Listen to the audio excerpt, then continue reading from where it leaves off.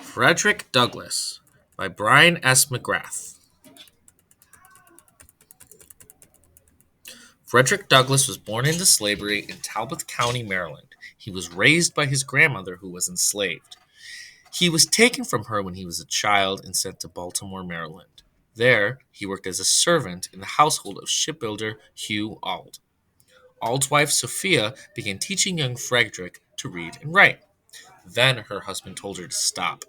It was against the law to teach somebody who was enslaved to read. But young Frederick found a way to keep learning. White friends secretly gave him books. As Douglass grew up, he thought of the ideas against slavery. He believed in human equality, that everybody should be treated fairly.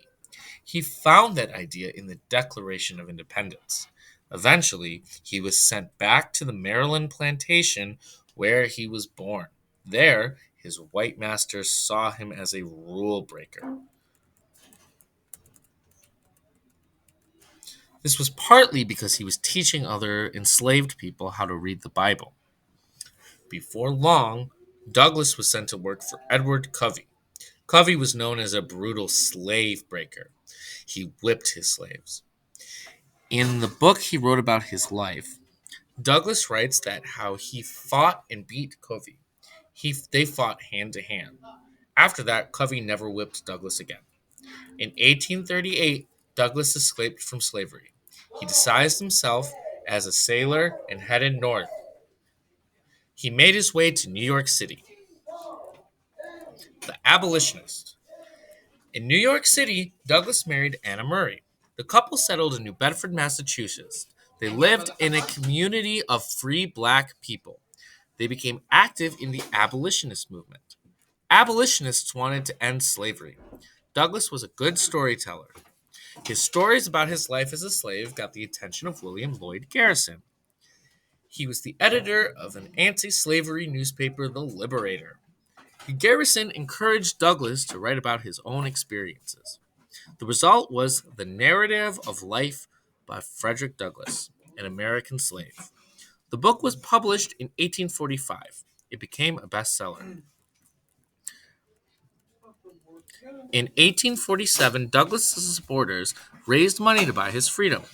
He moved to Rochester, New York, and started an anti-slavery newspaper. It was called the North Star. In 1848, he spoke at a women's rights conference in Seneca Falls, New York. There, he met civil rights advocate Elizabeth Cady Stanton. Power and influence. During the Civil War, 1861 to 1865, Douglass asked President Abraham Lincoln to allow black men to join the Union Army. Two of Douglass's sons, Charles and Lewis, joined the 54th Massachusetts Infantry. After the war, Douglass used his fame to argue for the 14th and 15th Amendments to the Constitution. These gave all American men equal rights, including the rights to vote. The 13th Amendment, passed in 1865, had ended slavery. Later, Douglass became an important person in the U.S. government. He was ambassador to the Dominican Republic and Haiti. An ambassador is somebody who works with the government of another country or the United States. He was also director of the Freedmen's Bank. He spoke up against racial inequality and defended human rights. Douglass died in 1895 in Washington, D.C. He had just attended a meeting for the National Council of Women. Thousands of mourners attended his funeral.